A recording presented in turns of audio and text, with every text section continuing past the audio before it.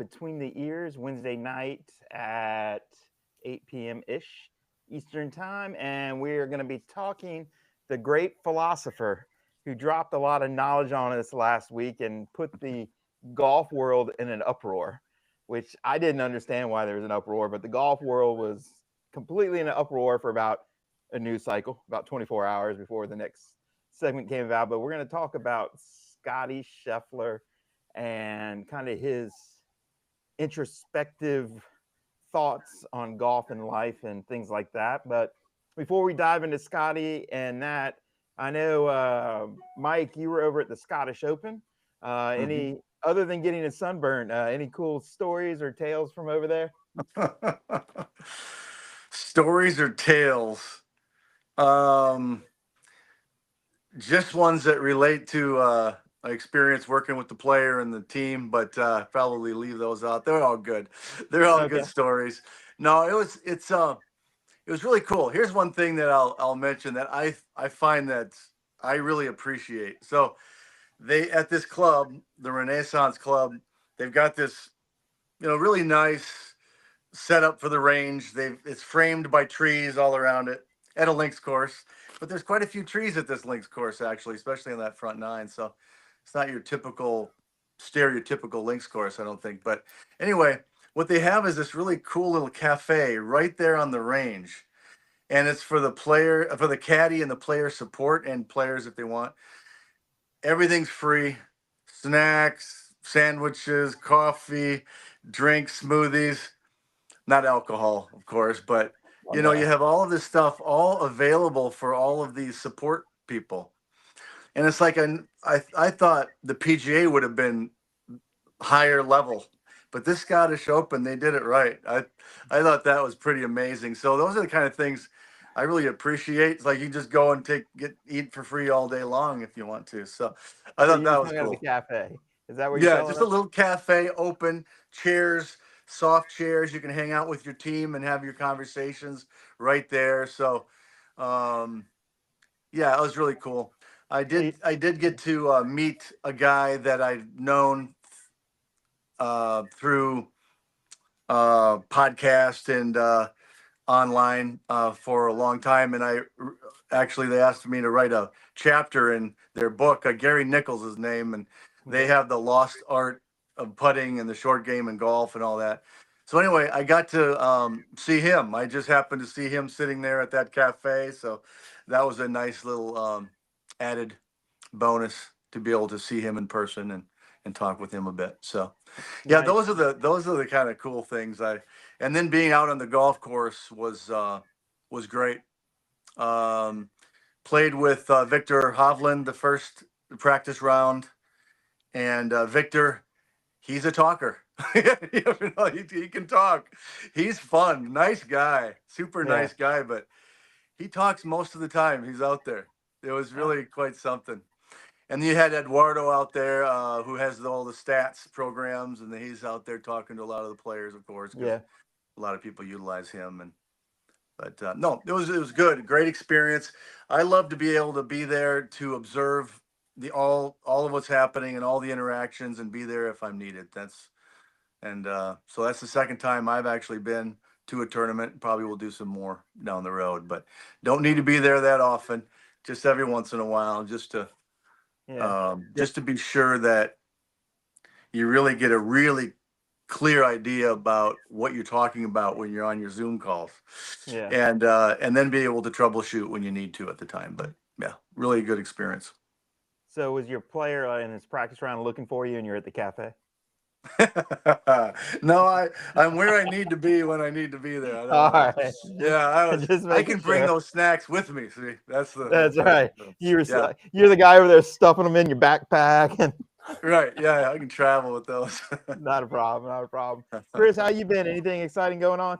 Very well. No, we're just teaching the daily grind. That's a good thing. We just finished the state open here in Virginia, so we had 3 players in that, all top 15s and top 5. So that's good. And so that was a busy week, but looking forward to Scheffler and all things that have to do with his insight and philosophy and his continued growth, which is going to be really cool to watch. I got to say, I can't wait to hear some of Mike's insight on some of the questions we have. No, I thought it was really cool. Yeah, we'll dive into Scottie here, but I thought it was kind of cool that after the round, everyone's like, great Scottie, blah, blah, blah. And they interviewed DeChambeau. And I'm like, oh, God, like, where's Bryson going to go? And because you just don't know where Bryson's going to end up. And he goes, I played with Scottie a lot in college. He was a little of a hothead. And he goes, but he was nowhere near this good. I love it. I love it. But that just goes to show you there is growth. The growth does continue. So the really cool part is that Scottie has gotten a lot better since college. Yeah. And, we'll dive into some of what Scottie said. So any thoughts before I read you a couple quotes from the Open? Any thoughts that jumped out at you from the play? Chris, you have any from the Open?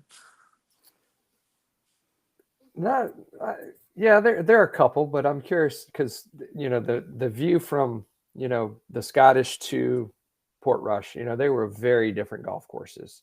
Yeah, and often you hear these players that go over to play the Scottish to prepare for the Open, but they were quite different. Yeah. Good point. I think that for a major, preparing happens on different levels. Obviously you're trying to manage turf conditions and wind and some different things like that. But, at the Open, it was, I would say, probably a more calm condition than I remember in many past years. Mm-hmm. So the adversity and that they normally would face of wind and change of weather conditions really didn't happen. So I think one of the surprises for me was more players didn't make a big move. Yeah. Mm-hmm. No, I think definitely the British is basically, the Open. The British Open. Again, most links courses are designed for weather. And the bad thing about this one is the weather got disproportionately better from Thursday to Friday to Saturday to Sunday. So I would say, I imagine the guys, when they look at the leaderboard and they see Scottie's name anywhere on the board, they're like, shit. But to see the weather keep getting better and better, and the fact that Scottie pulled out to a lead, I'm pretty sure those guys almost probably had a Tiger Woods feel to it, where like, I don't think we're gonna be able to get this one done today. Yeah. And again, they were saying it was boring. I thought it was masterful. Mm-hmm. I thought he just put on a show on the last day. He just said, hold my beer, boys. And just kind of rolled through the golf and made one mistake over 18 holes.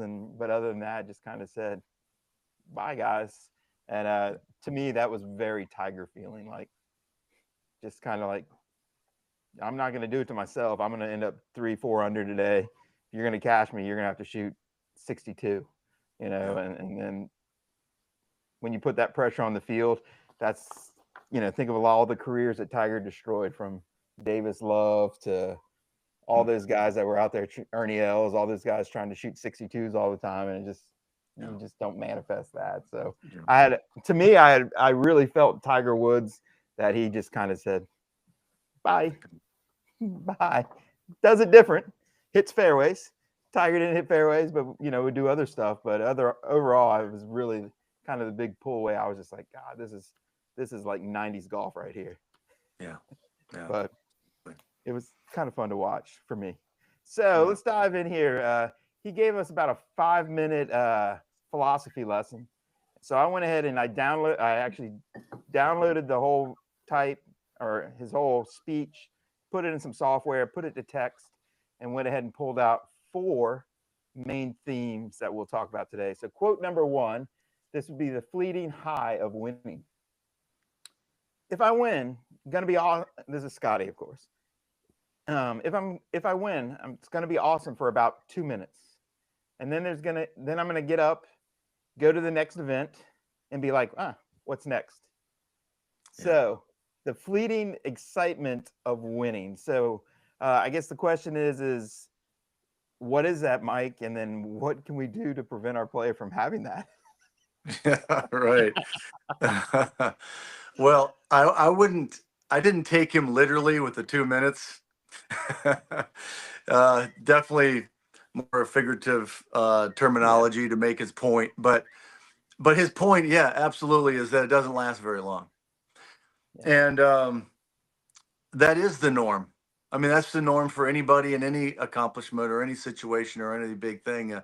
We take a look at the research on lottery winners, for instance, and that's pretty well known that lottery winners are no more happy a couple months, maybe 3-4 months, maybe 5 months, but at least 6 months to a year, they're no more happy than they were before winning, even the huge lotteries.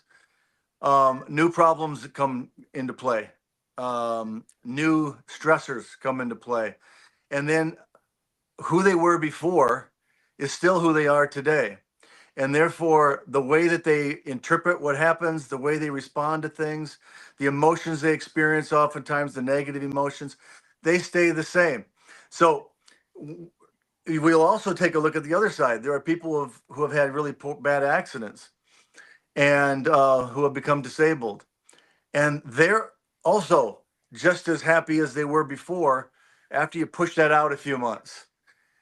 Because that same person is still within them. And now they just have a new way of having to go through life.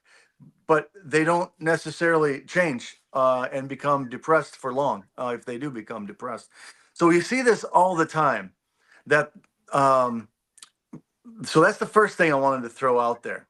That good and bad things don't necessarily create long-term changes in people. The next thing, though, related to Scheffler's comment, was a couple things. Like a guy like him, who's really achievement-oriented. I mean, so yeah, he talks about all the other aspects of his life and the deeper desires of his heart. But he also says, sometimes I don't understand why I want to win so badly. Yeah. So he also threw that out there. And I think that I'm going to guess that is a bit of a interesting curiosity within himself. That in one sense, all these other aspects of life are so much more important to him. And yet he still wants to win really badly. And so here's the thing I would throw out there. When we're younger, there are certain kinds of experiences that we have that allow us to feel really good. And those are different for different people. So if it's achievement, it means when we have these accomplishments, we get all these kind of nice, warm kinds of interactions with our parents and other people around us. And we get this sense that when this happens, that's when life is really good. It feels really good. They don't think about it as kids, but it's a psychological, emotional state. And then they start going after that state. That's a very typical thing. And so if it's something else, for some people, it's more the social stuff. Yeah. It's more the relationship orientation or even the really close relations and emotional intimacy that makes them feel good. And so you start to understand that people differentiate their needs in life early on based on what kind of experiences they have on the basis of what they just did. And then they start putting that into these, in a sense, all these different accomplishment pieces. So you see a lot of athletes who have a really strong need to compete, and they love that. Well, that's a part of that complex of various situations that have one thing in common: accomplishment and achievement. And so what happens is in these achievements, you get a guy like Scottie Scheffler, who I'm guessing has a very high need for achievement. So he goes after and puts so much work into the golf game, and he spends a lot of time with it. He enjoys it. We'll get to that in a little bit. And yet the accomplishment is going to feel good.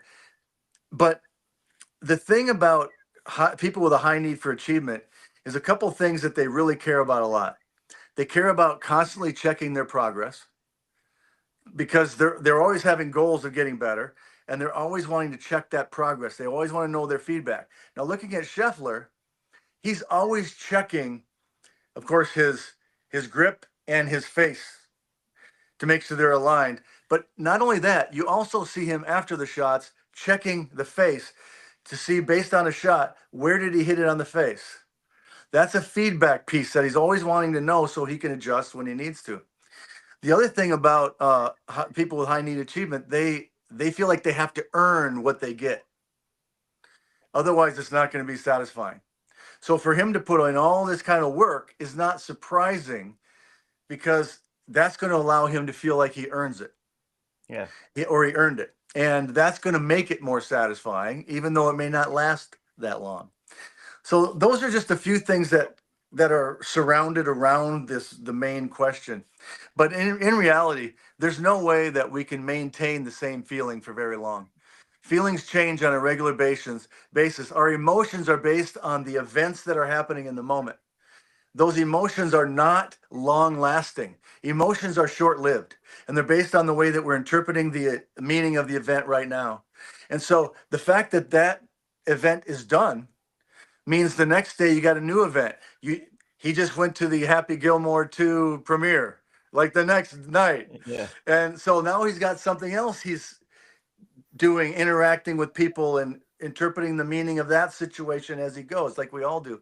So now all of a sudden, emotions can change. So that's the joy doesn't necessarily last that long, because emotions are short-lived. Yeah. So that would be my main, more direct answer to that question. That's just the way we function.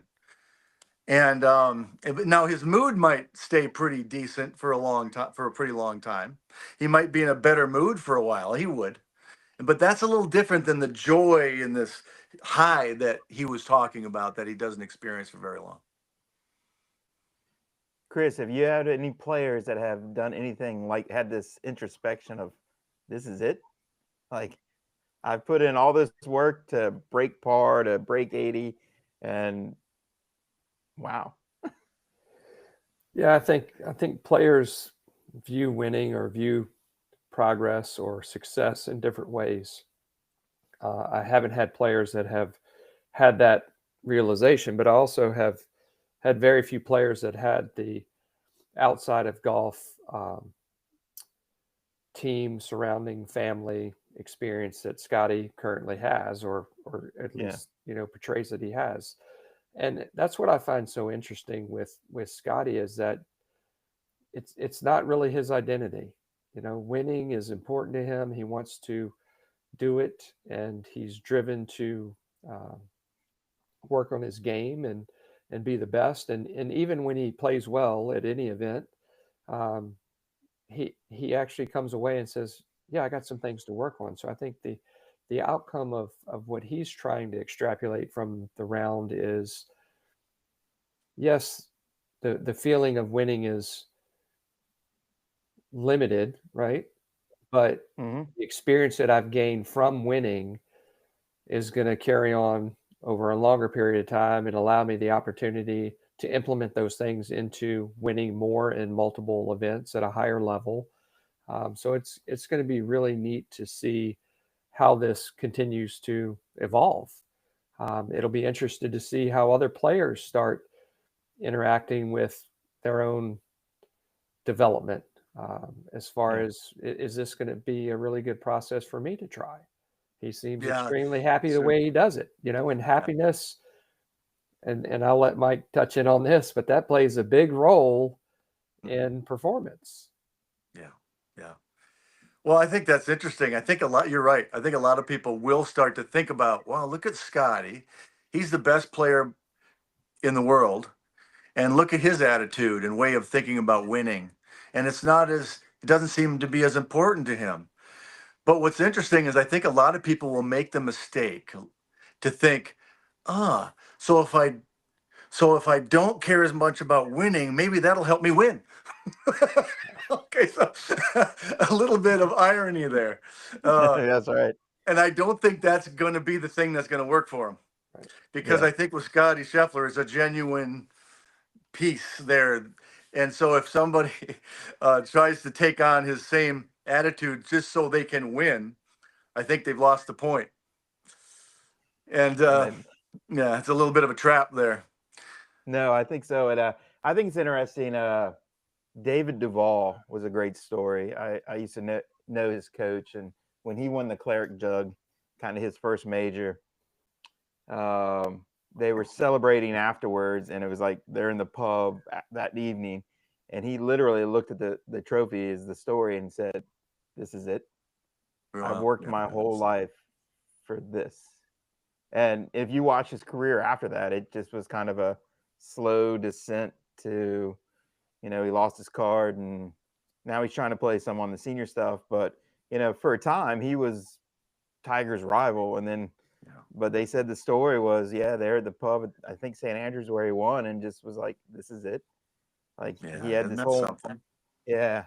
So, it's just a different way. Again, his whole concept of life was to win, to win, to win, from what I've heard. And then he won, and he was like, okay. Like, isn't it a story that's as old as time, really? It doesn't matter what it is. There's certain things that really fulfill people, and there are things that don't. And some people, what you're describing with David Duvall, it's like, wow, that was a realization really fast, just really quickly, right after it happened. Other people, they don't get it for a long time. It takes them a long time of struggling a little bit before they finally realize that that's just not really the way to go in life. It has its too many traps, and it leads to too much frustration and anger and forcing things and trying too hard and neglecting relationships and all these different things. And it ends up costing them so much more than they gain. But it happens all over the place, whether they're business people or whatever. That's true. It transcends everything, doesn't it? So let's jump over here to our next theme. We'll throw this one to you, Chris. This is kind of motivation and kind of a purpose crisis.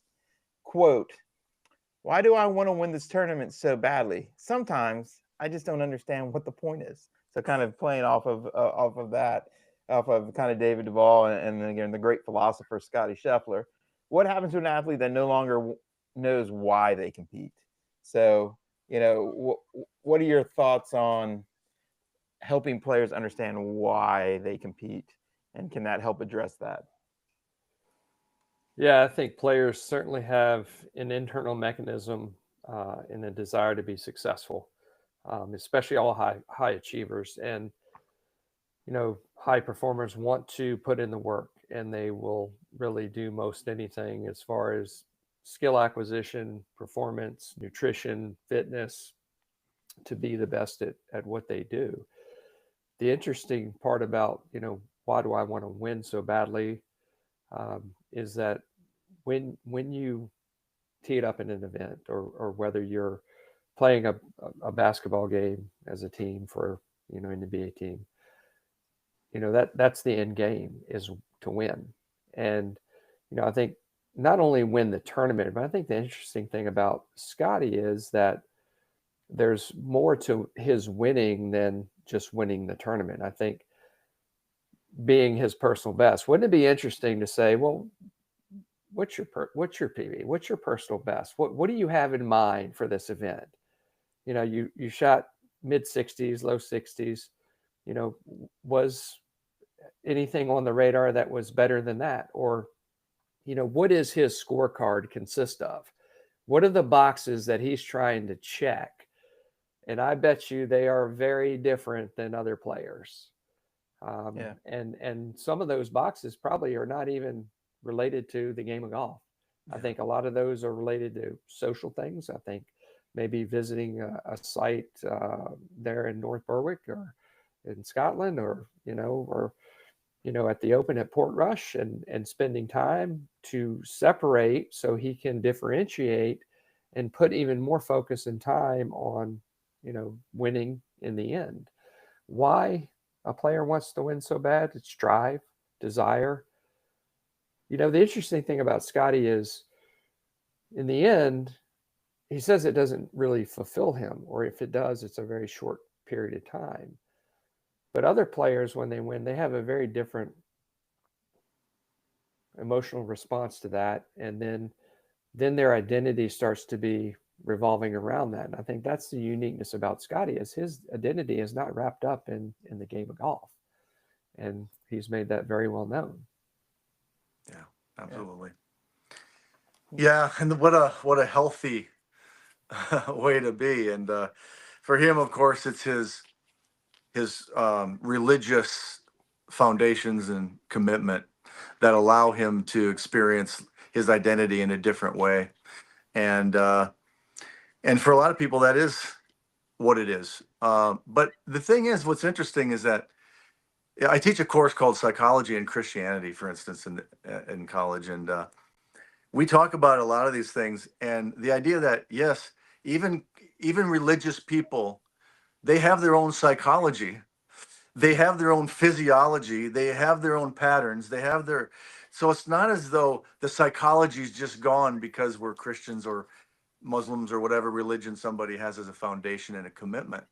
The psychology is always still going to be there. It's something that you try to work together and try to come to some union, some unity between. And I think, like I said earlier, I think when Scottie was talking in that interview, I think he alluded to that he's not fully unified with that yet, because sometimes he wonders, why does it matter so much? Well, that's his psychology. That's really much his psychology. But his other value systems that relate to his identity relate to the role that he's playing in his life. That's usually identity is considered like, what's your place in this world? That's identity typically. And his place in this world is to worship and provide and be a good model of his Christian faith, and to help others along the way. So you go back to that first Masters that he won, and that morning on Sunday where he was so anxious, and his wife Meredith brings this up. He said, "Well, if you shoot 10 strokes over par, or if you win, what's going to be different about you?" And that certainly helped calm him down greatly that first time. And that gives a good example of how the two of them together have a unified identity, it appears, as a married couple. But I think overall, I think your question also comes back to the difference between intrinsic goals and extrinsic goals. So extrinsic goals are things like that you need from other people. Yeah. So fame, public recognition, money, reputation, public image, all that kind of thing. That's required from others, and so you don't have as much control over that. But a lot of people chase that, and people chase that as kind of a cheap substitute for the deeper needs, and or deeper values that are congruent with who that person is. And I think a lot of people struggle with it. It's a growth process. We're all developing over time, and it's not like we just get there one day. Yeah. And so the idea is to have golf, if you're a golfer, be congruent with who you are, your interests, your preferences, and especially your values. And if you can find a way to make sure they're integrated together, then you don't have those kind of motivational conflicts that lead to tension and anxiety and fear and all the other stuff that comes along with it. And I think that's where he's farther along than most golfers by a long shot, I think, in relation to that. That's right. I watched the first season of what was that Netflix show? Whatever the documentary was, where they talked about Brooks and his wife and all that. I was like, completely different field than Scottie and his wife. Just completely different. Just little bit, like a different world.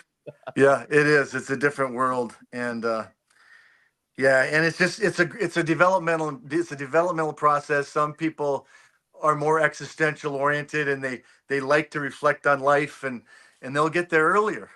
Other people, it's just not there yet, and it takes a while to figure out that this route they're going isn't really their most fulfilling route, and it takes some pain usually to get there, right? The other thing I was going to say, though, real quickly, is that intrinsic motivation, though, the intrinsic goals are the ones that relate to creativity, exploration, curiosity, excellence, mastery, trying to, like, I would say what Chris was saying earlier. What is his scorecard?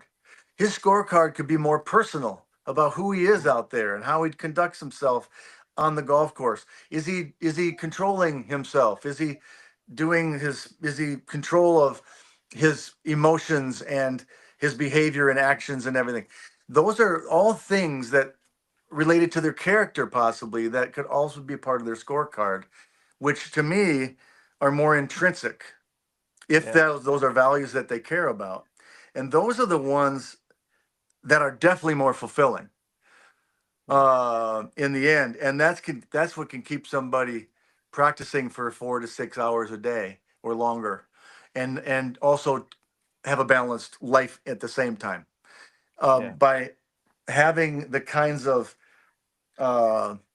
motivational control that kind of stuff gives you.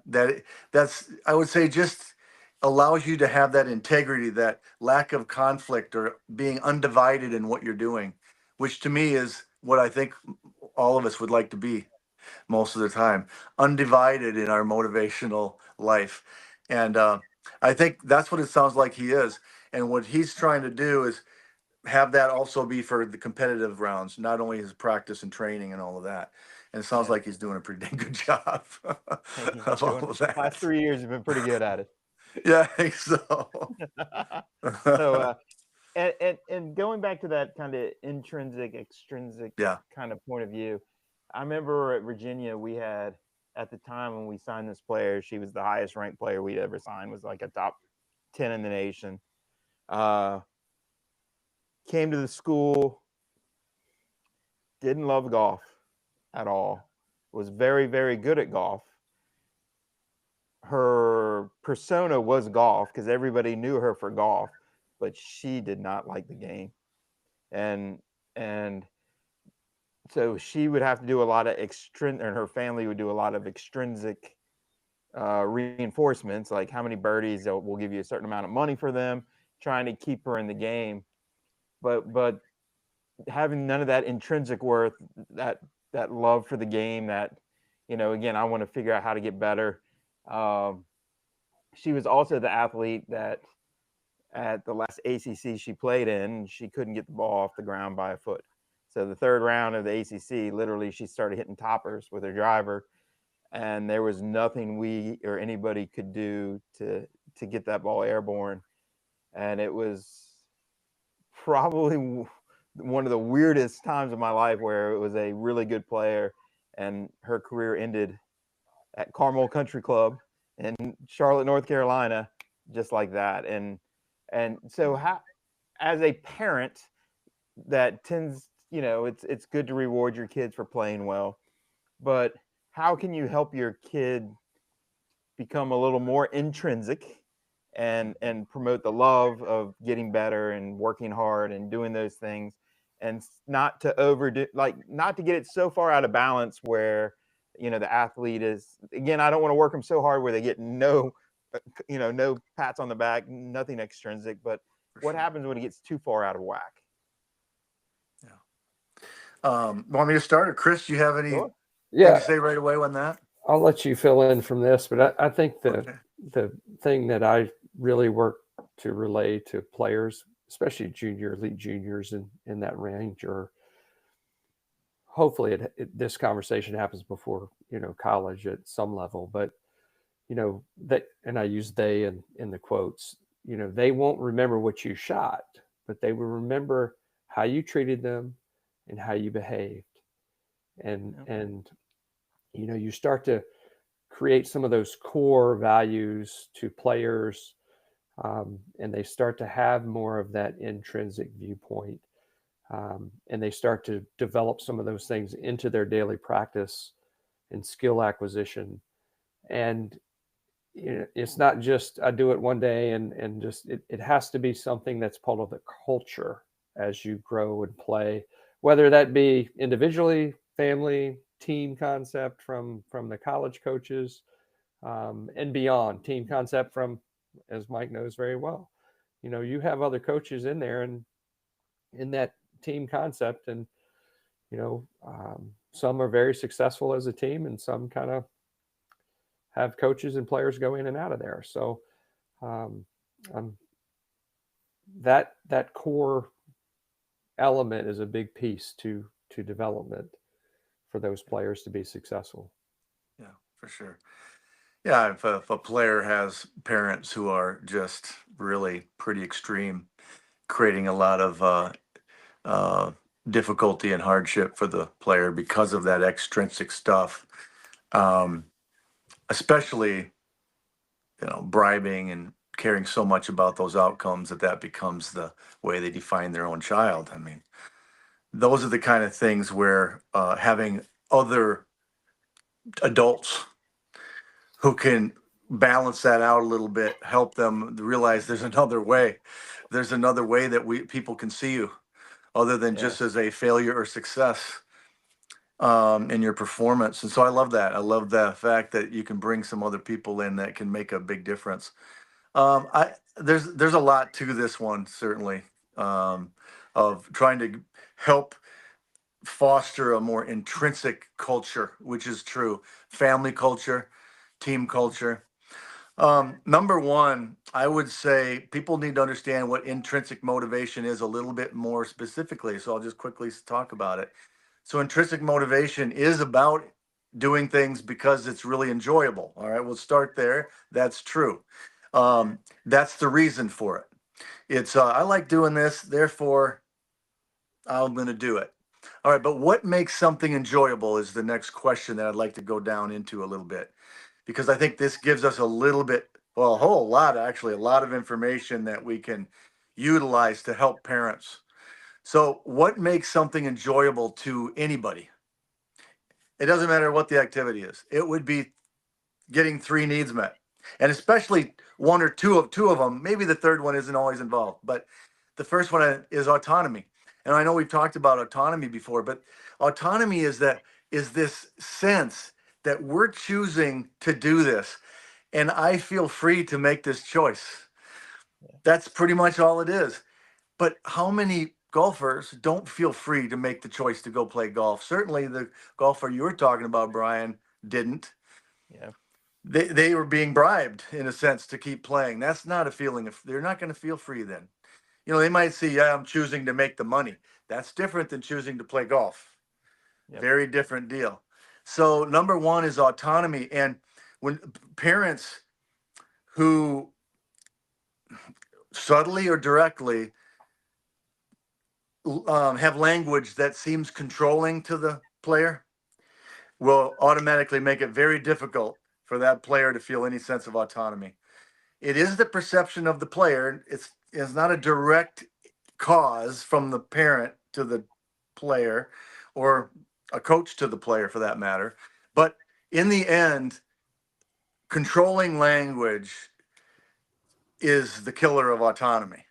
And that's in relationship. And so we have to learn how to speak in ways where you're not creating a situation where the person's going to feel the pressure, the tension, and the coercion from you to do this. And so that's number one. And that takes some more work and some ways to do that. But number two, need is competence. So if you're going to be intrinsically motivated, autonomy is the foundation. Number two is competence, a sense of that you're getting good at this. You're able to do it. You're able to continue to improve your skills. That you can be effective at making a difference in the world at that moment. So that could be hitting a golf ball. That's making an impact on the environment. That's what competence really is making an impact on the environment. And so you start out, with beginners, just being able to contact the ball is making some impact on the environment, that particular ball, and that can be exhilarating for that player, right? And the standards keep increasing and increasing and increasing, hopefully not to the level of perfectionism, and hopefully the parents aren't always unsatisfied with it because their standards are so high and the player's still here. And so we got to figure out the whole standard piece and making sure that that's correct. Or else that player's not going to feel competent. If they don't feel competent, they're not going to have fun or enjoy it. So there's got to be this really careful progression that probably a lot of people aren't thinking about. Number three, is relatedness, is just being close to those around you, people who value you, like you, accept you, etc. And if the parents are only accepting you on the basis of performance, then the only time you're feeling like you are accepted is when you perform well to the standards of your parents. Of course, that's a lousy situation, a terrible situation. I mean, your whole acceptance and feel good and enjoyment is based on somebody else's arbitrary views and beliefs. Yeah. It's just a horrible scenario. So I would just say, remembering autonomy, competence, and relatedness, and making sure those are the foundations of relationships, because that's when it seems to people really blossom big time. And that's when intrinsic motivation has a continuous chance to live out across a long period of time. Nice. Wish I would have known that back then. I don't think it would help. We only had a week. We only had a week. So, yeah, it was kind of like, it's tough. It is tough for a coach to come in and fully replace the whole life experience of that player. I mean, that's a lot to ask of a coach, but it can, over time, when you develop a relationship of autonomy and relatedness and that competence, that can really make a big difference, but it takes time. Yeah, understand. All right, so let's jump down here to our next theme, kind of loving the grind over the glory. So the quote was, "I love putting in the work. I love being able to practice. That's what I enjoy doing." So again, Scottie's talking about what he loves, kind of what we just talked about, that intrinsic, he likes the intrinsic worth, me getting better, kind of putting in the work, and then everything else is gravy. So why in this generation now does everything seem 180 degrees opposite of that? Give it to me now. I don't want to put in the work. Just give me the trophy. I want to be the boss. Well, you've never really worked, so how can you be so how, what does this say, kind of societal, where it's going on, and why Scottie is preaching differently to a lot of the choir out there? Chris, you have some thoughts on this one? Grind over glory. I love that. Yeah, I think he certainly is more involved in the process. He knows the process is going to dictate the outcome, and he doesn't chase the bait of the outcome. He lets it be a result. A result is just that. It's a result. And he's got a really good process in place. He knows what he needs to do. He knows his strengths. He keeps them current and makes them stronger. He identifies his weaknesses based on stats and the environment and the things he needs to work on to change, in his environment that allow him to be successful and the people he's around. And, it is different versus looking for that satisfaction coming from other people telling you you're good, or, getting that outside viewpoint that is so short-lived, and it really is that flickering flame that really just fizzles out very quickly. What you just said really triggered some thought in my mind. Like going back to the idea of this is it in relation to this question now. We all have these value hierarchies. We have these hierarchies of I do this because of this. Well, what do I get from this? Well, I get this. And it's always a little higher value system, a little more abstract, a little more general.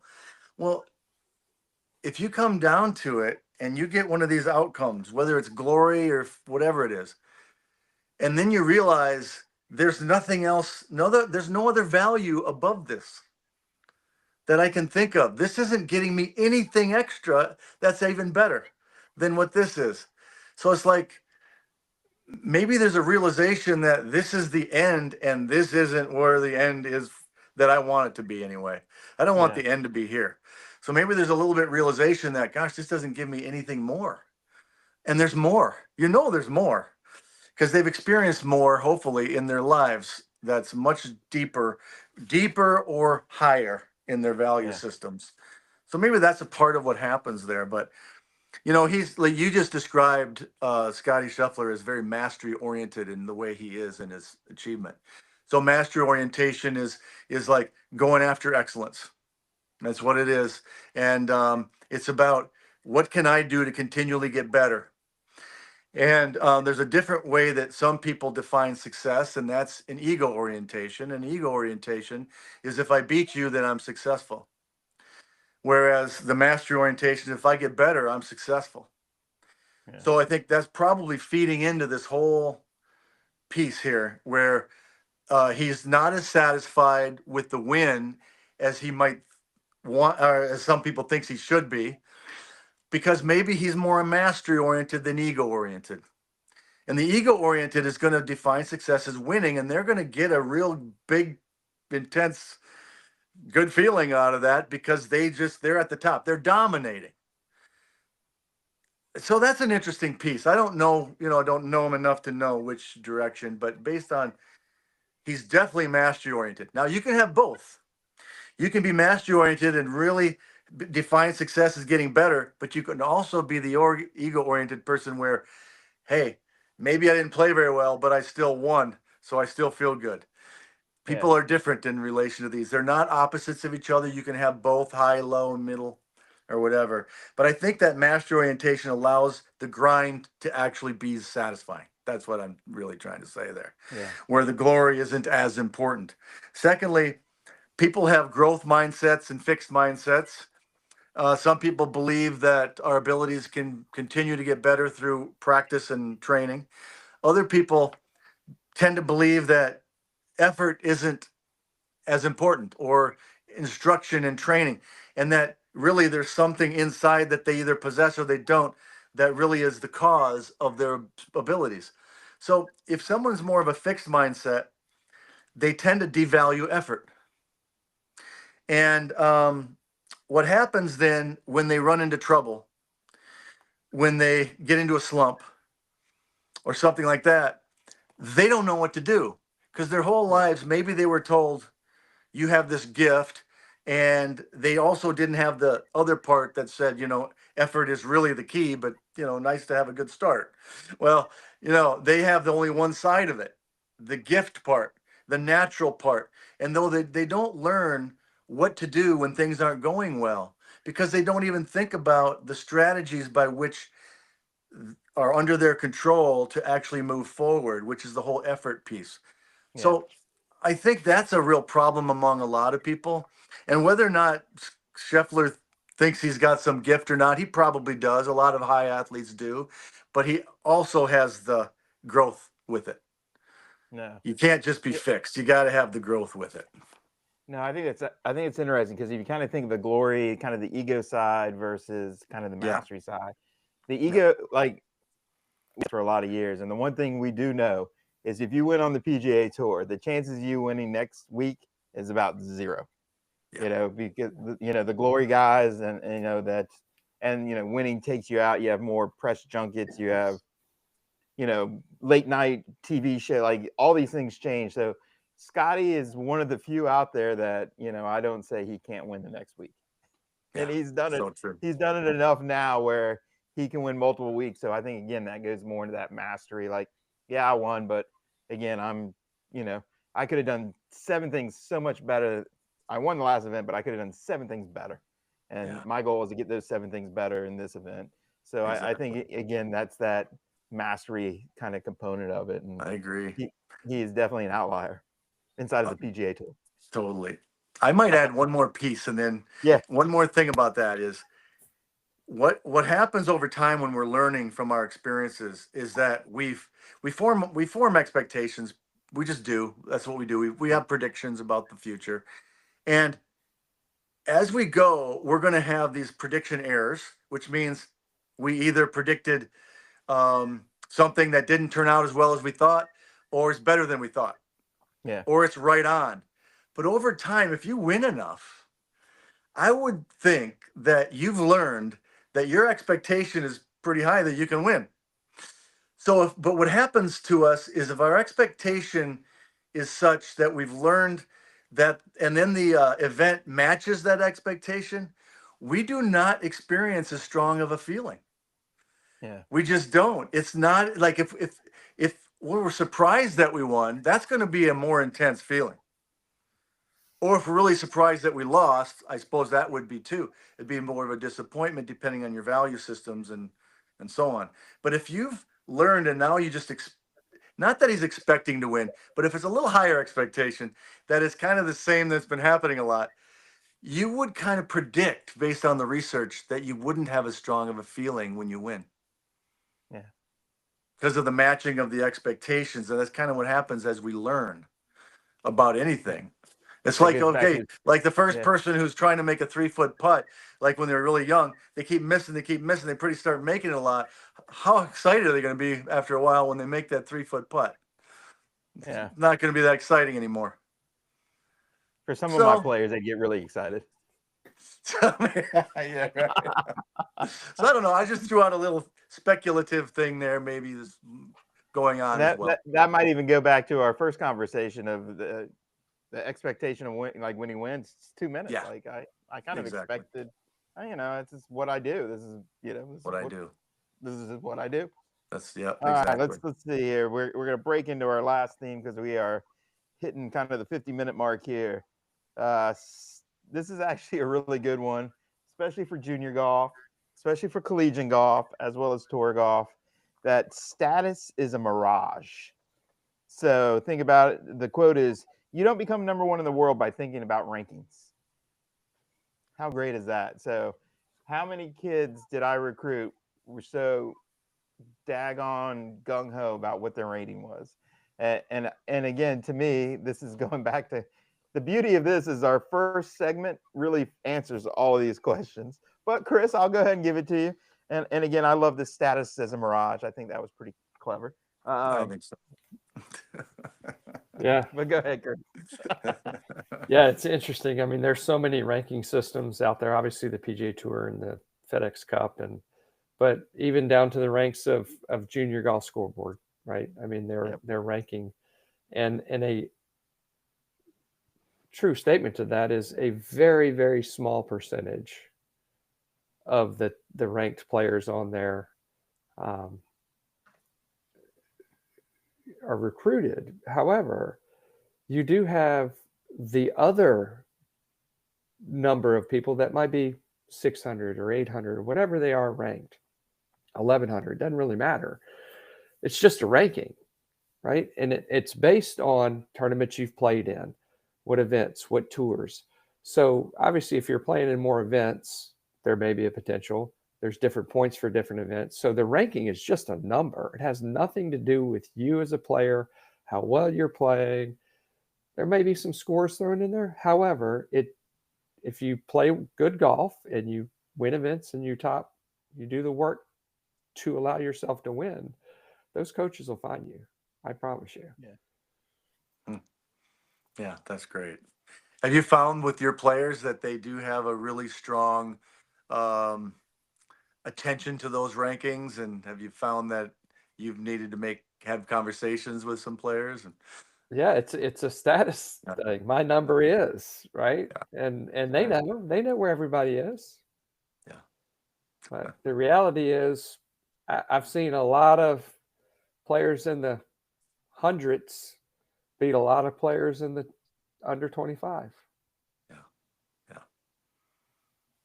Yeah, that's good. Well, I mean, they can get obsessed with it, certainly. And I will say that overall, I don't think it's inherently bad to care about something that's an outcome in the distant future that can happen. Yeah. It could lead to some people putting more effort in, more discipline in their work, seeking out new opportunities to learn. Those are things that could happen with a long-term kind of goal.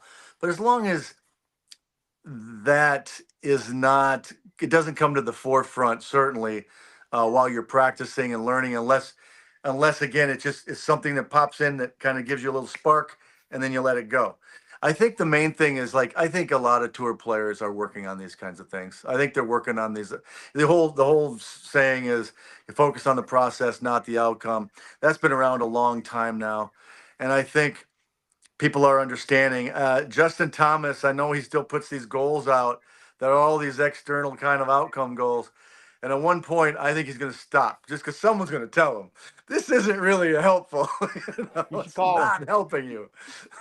That's not going to do it unless you need something like that to work hard. But I doubt he needs that to work hard. I don't think he does either. Yeah, so I don't know. I think he's got the wrong idea about it. But that's okay. Whatever he wants to do. But I would say that a lot of times what happens is when they're chasing these kinds of things and they're putting too much focus on them, then it's so much easier to get those negative emotions going during competitive rounds. I mean, it's so quick to get frustrated, so quick to get angry, so quick to lose their patience, so quick to lose their presence.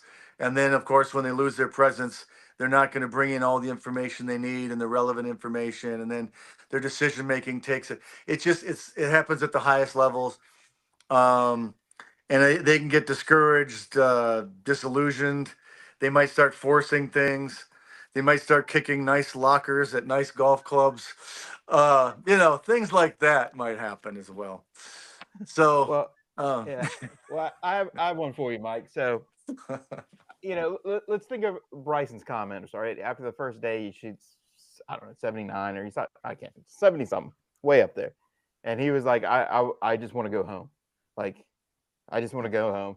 He comes back and shoots like 16 under on the last 3 days, right? So I know collegiately when I used to recruit, like, the biggest joke on earth, I hate to say it, is the AJGA ranking system, right? So I would see really, really good players pull out of tournaments because they weren't putting up a number because they were so concerned about ranking, because that's my ability to go to college, that they would be like, oh, I'm shooting a bad score. Oh, my back hurts. So they just walk off the golf course and they wouldn't get penalized because the system wasn't set up that way.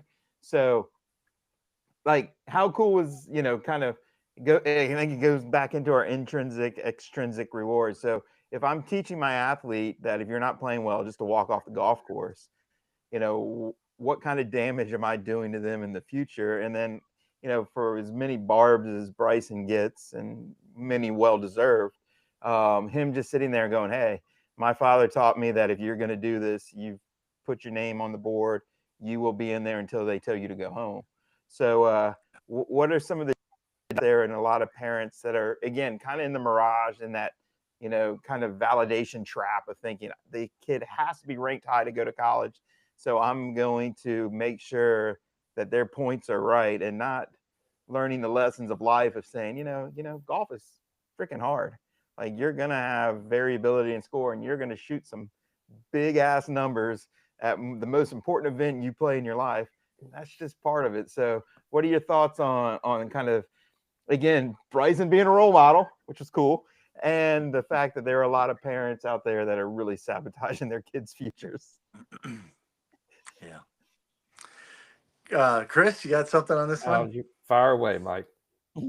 Okay, I'll go for it. So, dive on that grenade. I mean, you got live scoring today. I mean, that's been happening for many years now, obviously. Yeah. But live scoring, it's interesting that we don't talk as much about the effects of having live scoring as we could, because it is a big deal. A lot of players are very self-conscious about their scores, not only for ranking purposes, but just their peers. They don't want their peers to see that they scored high. What's wrong with them? They couldn't play this course well. What's going on with you? So one way to get your score gone is to withdraw. So now your score isn't shown on there, because otherwise it's going to be skyrocketed. And what are people going to think about you? And this whole culture we have in public announcements and impression management to all sorts of people through social media, that doesn't help people in terms of how they're going to feel when it looks bad, because they don't ever put anything bad out there. So now there's got a score that looks bad. I think that's a problem. I even have an issue now. I realize there are reasons why that seem legitimate, and I'm not judging too hard on this, but I don't even like to see mini tour events or qualifiers where people withdraw. I don't even like that. It's like, okay, obviously you're not going to make it in after shooting 80 on the or shooting 40 on the first 9. Maybe you're not, but you still could, and you just pick up and leave. I'm not a fan of that. And maybe that's just like this idea of like, here's a quality that is like, why are you just going to pick it up and leave because you don't think you have a chance? Is that the only reason you play, is to get into that PGA tournament or Korn Ferry Tour tournament? Because obviously it must be. Otherwise, you're not. Otherwise, you would have continued to play. There's so many things you could still have as goals for that second 9 that could make a huge difference toward your future game. Yeah. Maybe you pick something up you just had never done before. There's all sorts of good things. So I don't even like that. So I agree that I think finishing it's really a duty if you start, unless you're hurt and something really has happened, unless some really crazy thing happened, like we got a delay and now you've got to get home. You're not going to spend the money in a hotel. Those are things like they're different. Understand the logistics sometimes of those situations, but no, I don't think. I think they don't do themselves any favors in terms of their character development or what could happen in that second 9.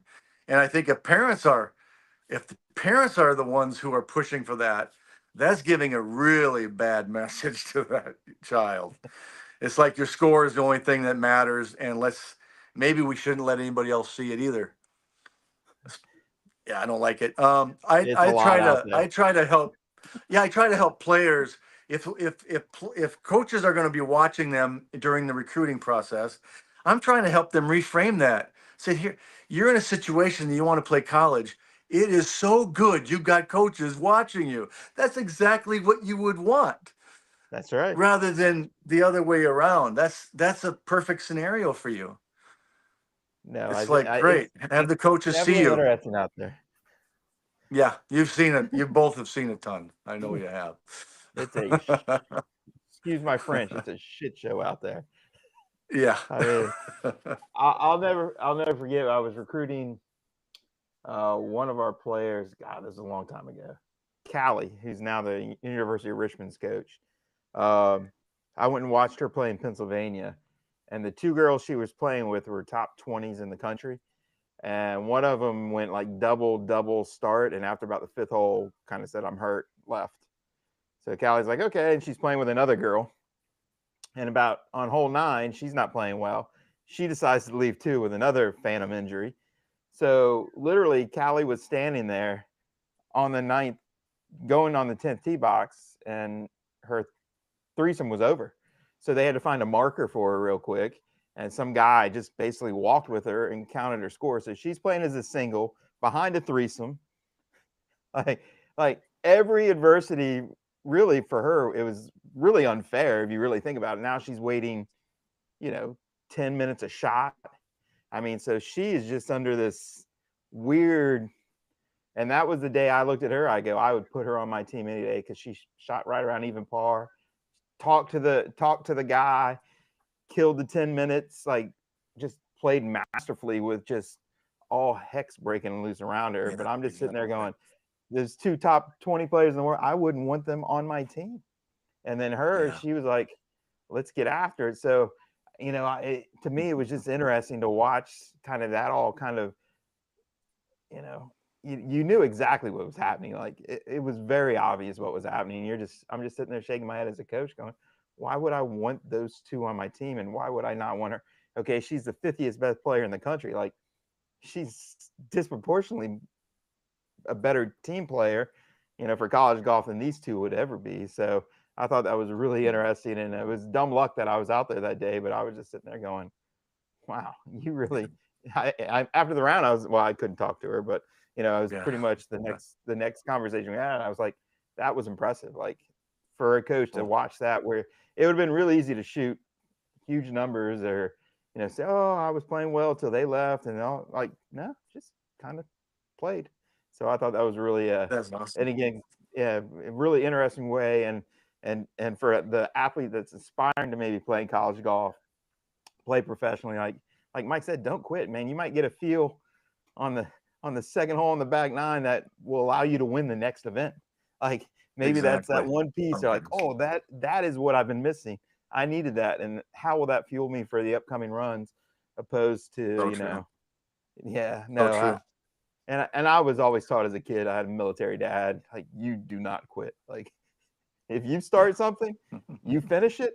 At the end, if you don't ever want to do it again, we'll discuss that. But more than that, you do not quit during the season. So I think, when I was recruiting, that mindset was there as well. Like, I'd much rather go to war with her because I know she'll fight, where the other two would be like, yeah, I got better things to do today. Yeah, exactly. And as a coach who knows you can develop players, it's harder to develop some of those character qualities. You can develop the game. Yeah, it's pretty tough. Character qualities are really hard. In a tough situation. Yeah. It's very good. All right. So we'll go ahead and wrap this puppy up. We're sitting right about an hour. So any other thoughts you had on Scottie and his philosophical views, and we'll wrap this puppy up, Chris? I think he's spoken where he stands, and I think as he grows, as the environment changes, as things change, I think he'll adapt very well. And I think the most important part about that is he's willing to adapt, and I think he's excited about the future. So it's going to be a lot of fun to watch. Nice. Yeah. How about you, Mike? I just think I think with him it'll be. I think with Chris, I'm really interested in where he goes motivationally and emotionally down the line. Yeah. And